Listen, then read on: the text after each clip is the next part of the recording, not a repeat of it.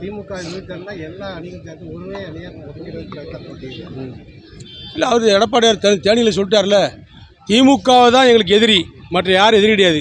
திமுகவை வீழ்த்துவதற்கு எதிர்ப்பு ஓட்டுகளை பூரா ஒருங்கிணைப்பேன்ட்டார். நீங்கள் அப்படி கேட்கக்கூடாது.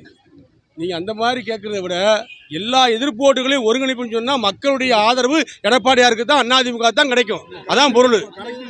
6 மாதம் கழித்து கூட்டணியை பற்றி நான் பதில் சொல்லிட்டாரு பொதுச் செயலர். அதனால அவர் 6 மாதம் கழிச்சு சொன்னார்னா அவர் சொல்லி ஒரு நாள் கழிச்சு எங்கிட்ட கேளுங்க.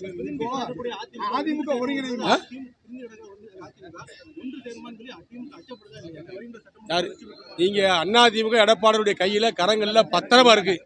அதிமுக அத்தனை பொதுக்குழு உறுப்பினர்கள் தேர்ந்தெடுக்கப்பட்ட பேரூராட்சியாளர், நகராட்சியாளர், ஒன்றிய செயலர், கிளைச்சாளர்களாக, வார்டு செயலராக, வட்டக்கலை செயலராக தேர்ந்தெடுக்கப்படுகிறார்கள். அப்படி தேர்ந்தெடுக்கப்பட்ட மாவட்ட நிர்வாகிகள், நகராட்சியாளர்கள், பகுதி செயலர்கள், ஒன்றிய செயலர்கள், பேரூராட்சியாளர்கள் ஒட்டுமொத்தமான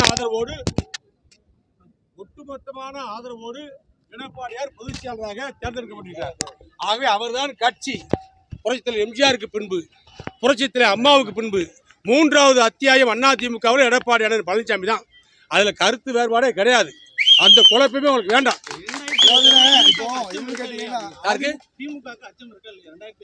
26 எலெக்ஷன்ல திமுகவுக்கு போட்டியோட ஆள் வர மாட்டாங்க.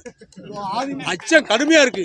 அதிமுகவுடைய ஒட்டுமொத்த ஓட்டு வங்கி பிரிந்து கிடக்கிறதுனால, சிதறி கிடக்கிறதா ஒரு தகவல் இருக்குது. நீங்க பார்லிமெண்ட் நடந்த தேர்தலில் கணக்கு போடாதீங்க. அது டெல்லி.